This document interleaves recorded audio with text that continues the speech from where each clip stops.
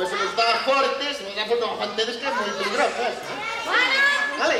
imos co primeiro conto que se titula A cabra montesina.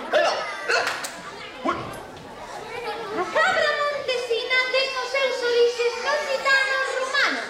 Moza Berza fixeron un estudio exhaustivo dese tema. Vou poñer unha música e tedes que todos seguir coas palmas o ritmo da música, vale?